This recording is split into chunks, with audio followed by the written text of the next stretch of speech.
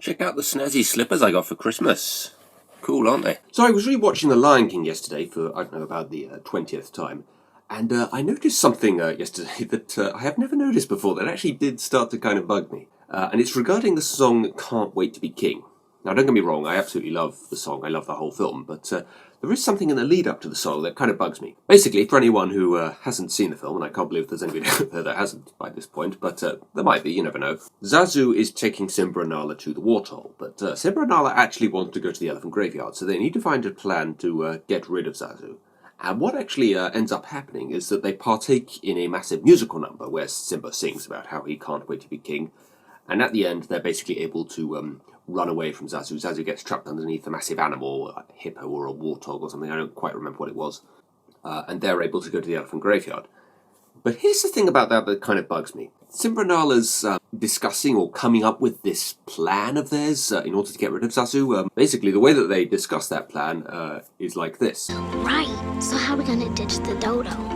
Oh, I know how. Oh, just look at you two. Yeah, there's not a whole amount of discussion or debate in that scene, really, is there? It's all of about sort of 5 seconds. I know you can't really sort of properly hear what they're saying, but it's not very long. It seems like an awfully short amount of time for them to come up with such an elaborate kind of plan. It's such an elaborate, overly choreographed song with a lot of overly rehearsed lines. It seems sort of like something that would take, days or weeks to come up with.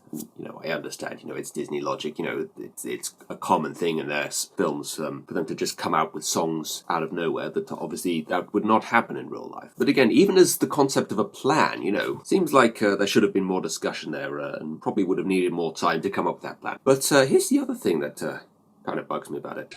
All right, it worked. We lost him.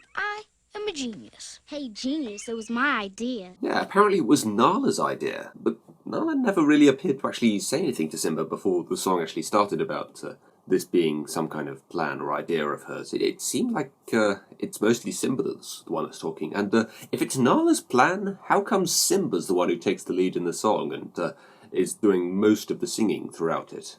It also seems like an unnecessarily dangerous kind of plan, when you certainly look at how the song ends, and also this part of the song where Simba and Nala almost get crushed. And yeah, I know there's probably the obvious excuse about how, it's Disney logic and, the songs in these films never really make a huge amount of sense, when you look at it from a narrative standpoint. And obviously the song is important from a narrative standpoint because it establishes Simba's character and, his attitude towards life at that particular point.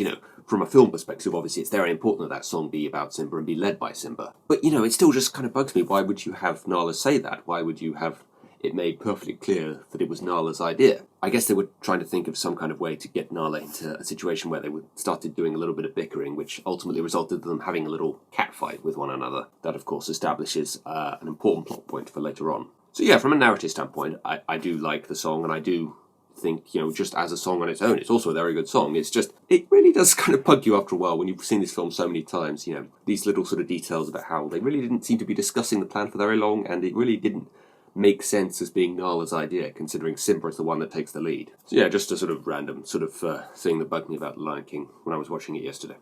Okay, see ya.